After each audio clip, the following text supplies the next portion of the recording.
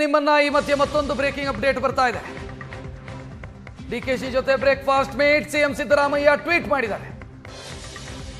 DCM DKShi ಜೊತೆ ಉಪಹಾರ ಸೇವಿಸಿ ಮಾತುಕತೆ ನಡೆಸಿದೆ ಅನ್ನೋದು ಟ್ವೀಟ್ ನಲ್ಲಿರೋದು. ಒಂದು ಕಡೆ ಬ್ರೇಕ್ಫಾಸ್ಟ್ ಮೀಟಿಂಗ್ ಆಗ್ತಾ ಇದೆ, ಅಪ್ಡೇಟ್ ಸ್ವತಃ ಸಿದ್ದರಾಮಯ್ಯ ಅವರೇ ಕೊಟ್ಟಿದ್ದಾರೆ.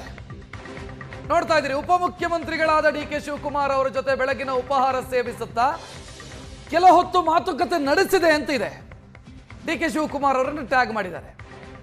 ಮಾತುಕತೆ ನಡೆಸಿದೆ ಅಂತಂದ್ರೆ ಮುಕ್ತಾಯ ಆಯಿತು ಅನ್ನುವಂಥದ್ದು ಅರ್ಥವನ್ನು ಕೊಡುತ್ತದೆ. ಪಾಸ್ಟ್ ಟೆನ್ಸ್ ಅಲ್ಲಿ ಹಾಕಿದ್ದಾರೆ, ಗೊತ್ತಿಲ್ಲ, ನಡೀತಾ ಇದೆ ಈಗಲೂ ಕೂಡ ಮೀಟಿಂಗ್ ಸದ್ಯ ನಡೀತಾನೆ ಇದೆ.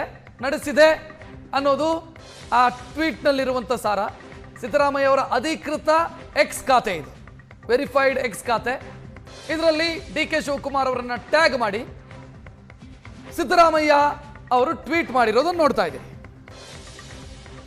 ಟ್ವೀಟ್ ಮಾಡಲ್ಲ, ಎಸ್, ಅವರ ಟೀಮ್, ಅವರ ಸೋಷಿಯಲ್ ಮೀಡಿಯಾ ಟೀಮ್ ಇದನ್ನ ಟ್ವೀಟ್ ಮಾಡಿರೋದು.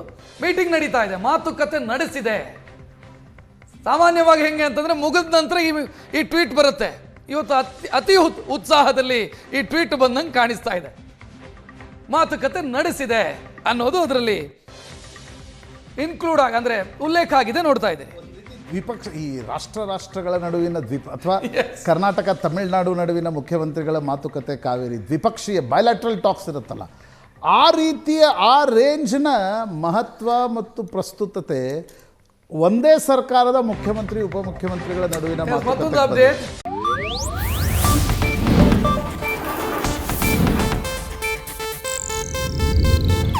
ಇದು ಏಷ್ಯಾನೆಟ್ ನ್ಯೂಸ್ ನೆಟ್ವರ್ಕ್ ಪ್ರಸ್ತುತಿ.